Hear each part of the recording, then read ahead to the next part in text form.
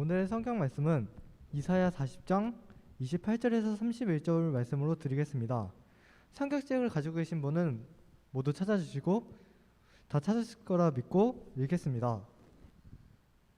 너는 알지 못하였느니라 듣지 못하였느냐 영원하신 하나님 여호와 땅끝까지 창조하신 이는 피곤하지 않으시며 곤비하지 않으시며 명철이 한이 없으시며 피곤한 자에게는 능력을 주시며 무능한 자에게는 힘을 더하시니라니 소년이라도 피곤하며 곤비하며 장정이라도 넘어지며 쓰러지되 오직 여호와를 앙망하는 자는 새 힘을 얻으리니 독수리가 날개치며 올라감 같을 것이요 다른 박질하여도 곤비하지 아니하겠고 걸어가도 피곤하지 아니하리로다.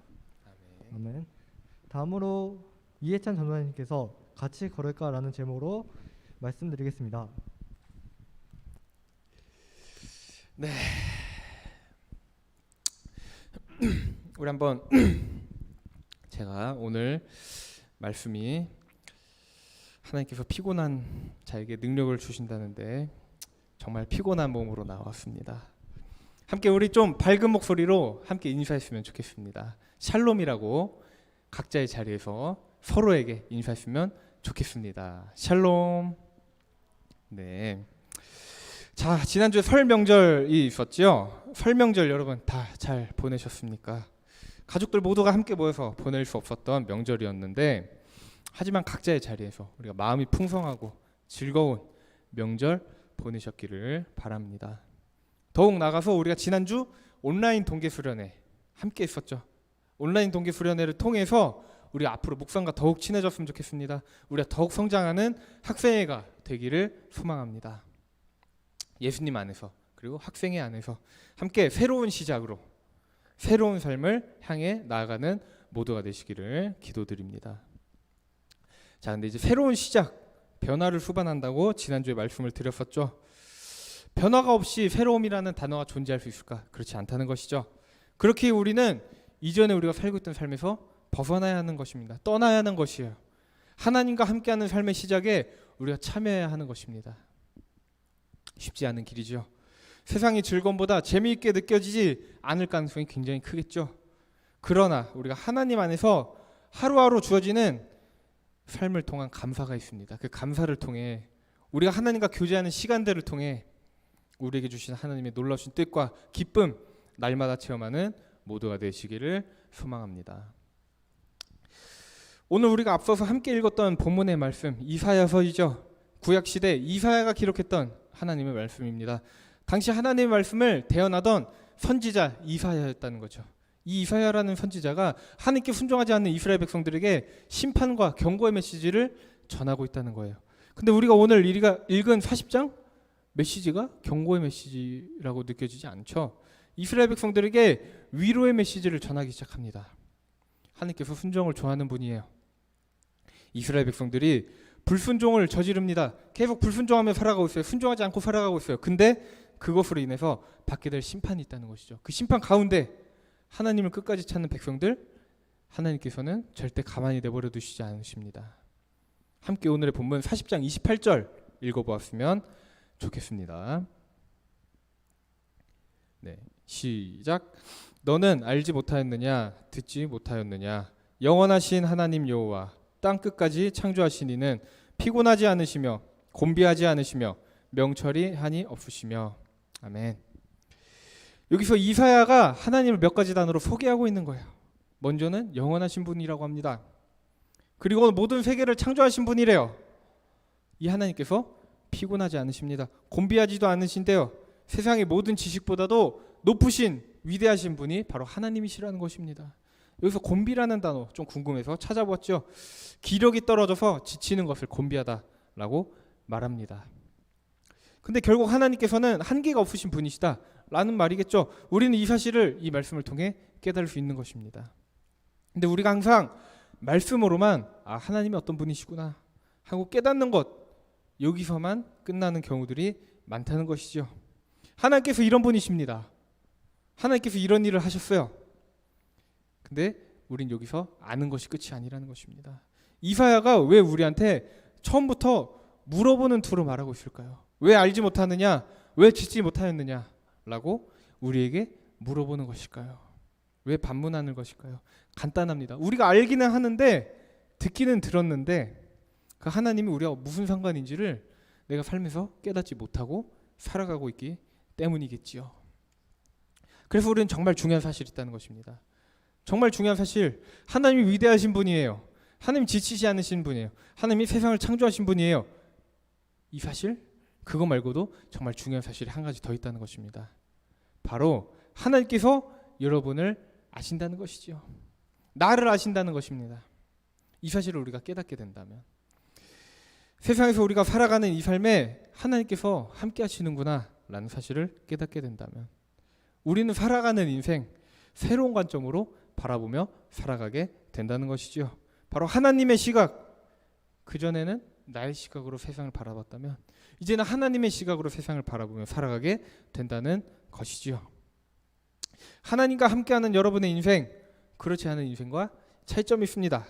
바로 하나님께서 여러분과 함께 걸어가신다는 거예요. 함께라는 것이 중요한 것이죠. 문득 이런 생각이 들었습니다. 우리나라 사람들이 걷는 것을 참 좋아한다. 걸어가는 걸 참 좋아하는 것 같다. 이런 생각이 들었어요. 물론 아닌 친구들도 있을 겁니다. 걷는 거 싫어하는 친구들 당연히 있을 수도 있죠. 어딘가를 이동할 때 당연히 걷는 것보다 차 타고 가는 게 편하죠. 자전거가 편하겠죠. 근데 제가 지금 말씀드리는 걷는 것은 살짝 다른 개념이라고 말씀드릴 수 있을 것 같습니다. 우리나라 사람들 길을 걸을 때도 걸어간다죠. 근데 삶을 살아갈 때도 인생길을 걸어간다, 막 이런 말을 하죠. 굉장히 시적인 표현이죠. 어려운 결정을 한 사람이 있을 때 그 사람을 보고 우리는 저 사람 힘든 걸음을 옮겼다 라고 말합니다. 저 또한 걷는 걸 참 좋아하는 것 같아요. 근데 혼자 걸을 때 생각해 보니까 별로 없던 것 같습니다. 누군가와 함께 걸을 때 그 걸음이 의미 있게 느껴지는 것이기 때문이겠죠. 제가 좋아하는 노래가 한 곡 있습니다. 여러분도 아실지 모르지만 이적이라는 가수 여러분 아시나요? 이적, 유희열 친구죠. 그 이적이라는 가수가 부른 노래 중에 막 여러 가지 히트곡이 있지만 제가 정말 좋아하는 노래가 한 곡 있어요. 바로 같이 걸을까라는 곡입니다. 여러분 이 곡 아실지 모르겠어요. 제가 어렸을 때 무한도전이라는 TV 프로그램이 있었어요. 그 무한도전 TV 프로그램을 보는데 이 노래가 딱 나오는 거예요. 무슨 특집이었지? 하여튼 무한도전이 약간 감동적인 특집이었는데 딱 이 노래가 나오는데 가사가 너무 위로가 되는 메시지였던 겁니다. 가사가 참 위로가 많이 되는 그런 노래입니다. 같이 걸을까? 피곤하면 잠깐 쉬어가도 괜찮다. 뭐 이런 누군가의 메시지로 시작하는 가사예요. 길을 잃을 수도 있다. 쓰러질 수도 있는데 서로 다가가서 힘을 주어서 다시 걸어가자. 뭐 이런 내용의 가사입니다. 가사가 정말 위로가 되는 것 같아요. 이렇듯이 우리 혼자 걸어가는 길 편할지도 몰라요. 내 뜻대로만 걸어가는 거니까 누구에도 방해받지 않습니다. 이 자유로움 느낄 수 있을 수도 있죠. 근데 우리가 걸어가는 이 길에 함께 하시는 분이 계신다는 거예요. 바로 하나님께서 우리가 걸어가는 길에 함께 하신다라는 것을 느낄 때 우리가 진정한 의미의 자유를 누리게 된다는 것이죠. 우리의 노력, 우리의 힘, 극복할 수 없었던 힘든 일들이 분명히 존재해요. 삶을 살다 보면 분명히 존재합니다. 한 번만 존재하는 것도 아니에요. 수십 번 존재할 수도 있어요. 근데 이럴 때마다 이런 힘든 일 앞에서 우리는 하나님이 우리와 함께 하신다라는 용기로 나아갈 수 있게 되는 것이에요. 더 나아가서 하나님께서 우리의 삶 가운데 새 힘을 주시는 분이라는 것입니다. 오늘의 본문 29절에서 31절 함께 읽어보았으면 좋겠습니다. 한 목소리로 읽어보겠습니다. 시작. 피곤한 자에게는 능력을 주시며 무능한 자에게는 힘을 더하시나니 소년이라도 피곤하며 곤비하며 장정이라도 넘어지며 쓰러지되 오직 여호와를 앙망하는 자는 새 힘을 얻으리니 독수리가 날개치며 올라감 같을 것이요 다른 박질하여도 곤비하지 아니하겠고 걸어가도 피곤하지 아니하리로다. 아멘. 하나님과 함께 길을 걸어가는 사람들, 이 사람들의 특징이 있다는 것이에요. 공통점이 있다는 거예요. 피곤한데도 멈추지 않습니다. 달려나가는 사람들입니다. 아무런 능력이 없는 것 같아요. 어떻게 저렇게 걸어갈 수 있지? 그런데도 힘차게 나가는 사람들이라는 것입니다. 그들의 힘이 아니에요. 그들의 능력이 아니에요. 그들이 인생을 더 치밀하게 계획해서 그런 것도 아니에요. 그들이 돈이 더 많은 것도 아닙니다. 왜일까요? 하나님께서 그들과 함께 하시기 때문입니다. 근데 거기서 끝이 아니라 그들의 삶의 전체를 하나님께 맡겨드렸기 때문이에요. 내 자신이 아닌 하나님을 의지하는 사람들이라는 것입니다. 한 가지 더 그들에게서 찾아볼 수 있는 중요한 공통점이 하나 더 있다는 것입니다. 여러분은 혹시 뭐라고 생각하실까 궁금합니다. 눈치채셨을지도 몰라요. 바로 그들이 걸어가는 길에 목적지가 있다는 것입니다. 물론 모든 사람들의 삶에 목적지가 있겠죠. 지금은 언제일지 모릅니다. 어디일지 모르지만 결국 우리가 목적지에 도착하게 된다는 것입니다. 근데 우리가 도착하는 목적지가 딱 두 개 중에 하나라는 거예요. 하나님과 영원히 함께하는 것과 반대로 하나님과 영원히 분리되어 있는 것, 이 둘 중에 하나라는 것입니다. 하나님과 동행하는 사람들, 하나님과 영원히 함께하는 목적지를 향해 걸어가는 것입니다. 그 목적지가 명확하게 보이지 않을 수도 있어요. 당시에는. 근데 그들은 함께 걸어가시는 그 하나님을 의지한다는 거예요. 그 의지함으로, 그 믿음으로 나아간다는 것입니다. 보이지 않는데도 어떻게 나아가겠어요? 믿음으로 나아가는 것입니다.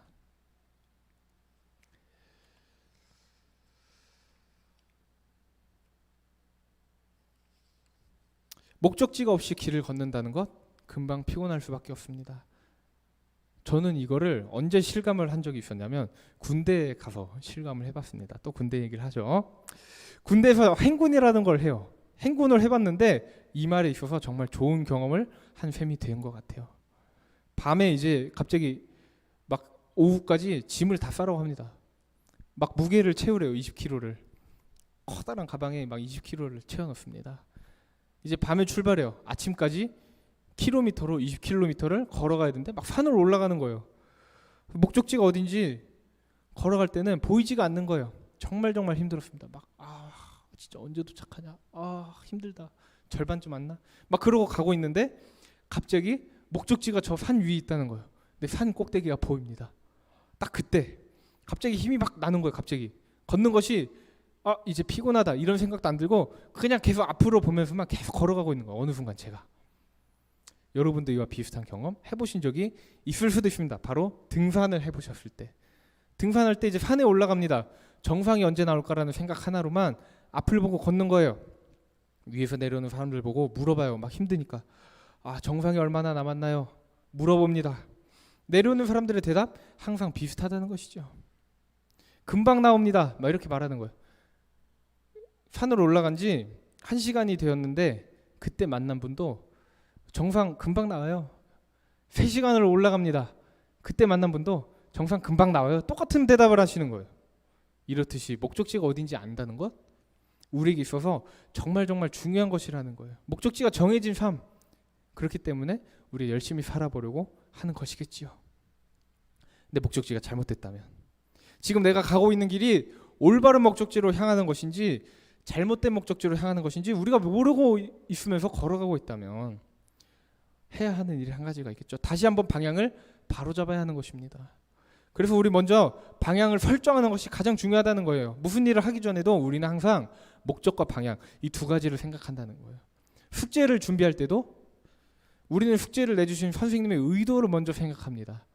선생님이 이 숙제를 왜 내주셨을까? 이 숙제가 나한테 주는 도움이 뭐가 있을까? 선생님이 왜 우리한테 이런 숙제를 내주는 걸까?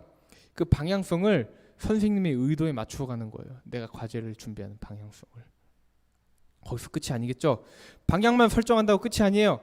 우리는 가리키는 방향, 걸어가야 한다는 것입니다. 그리스도인들은 혼자 걸어가는 것이 아니에요.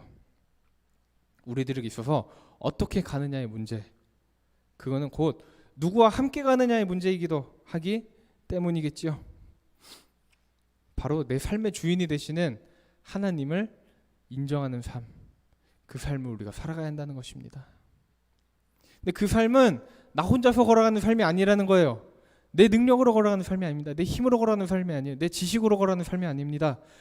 그냥 말씀 반인 거였다고 내가 좀 지식이 많아졌다고 하나님 이런 분이시니까 나는 일상생활에서 하나님을 이렇게 생각하면서 살래. 그게 끝이 아니라는 거예요. 정말 하나님께 내 삶을 맡길 수 있어야 합니다. 하나님께서 나와 동행하시는 삶이 되어야 해요. 함께 걸어가시는 삶을 살아가야 한다는 것이죠. 말씀을 정리하려고 합니다. 예수님을 믿는 우리들 혼자 걸어가지 않는다는 거예요. 우리는 말씀을 통해서 나아갑니다. 기도를 통해서 나아가요. 가장 쉽게 묵상을 통해서 나아가는 거예요. 매일매일 우리가 묵상을 통해서 매일 점검합니다. 나를 점검해요. 내 자신을 점검하면서 성령님과 동행하는 삶 나아가게 된다는 것이죠. 더 나아가서 다음으로 우리는 하나님과 함께하는 삶 가운데 우리가 속한 예수 그리스도 공동체 안에서 함께 걸어가게 된다는 것입니다. 바로 이곳 삼성교회 학생회 안에서 말이지요. 예수님께서 교회의 머리가 되셨습니다. 근데 그냥 교회의 머리가 되신 것이 아니겠죠. 그냥 이유도 없이 교회라는 공동체를 예수님께서 만드신 걸까요? 그 교회라는 공동체의 머리가 되신 걸까요? 이유가 분명히 존재한다는 것입니다. 교회에 각 지체인 우리들이 있어요.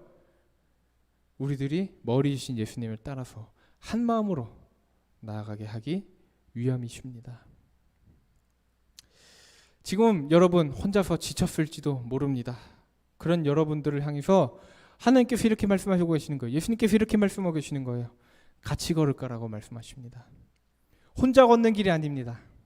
성령님과 동행하는 인생으로 더 나아가서 그리스도 공동체인 삼성교회 학생회 안에서 함께 걸어가는 학생회와 함께 걸어가는 멋지고 아름다운 인생을 예수님과 학생회와 함께 만들어가는 모두가 되시기를 주님의 이름으로 축복합니다.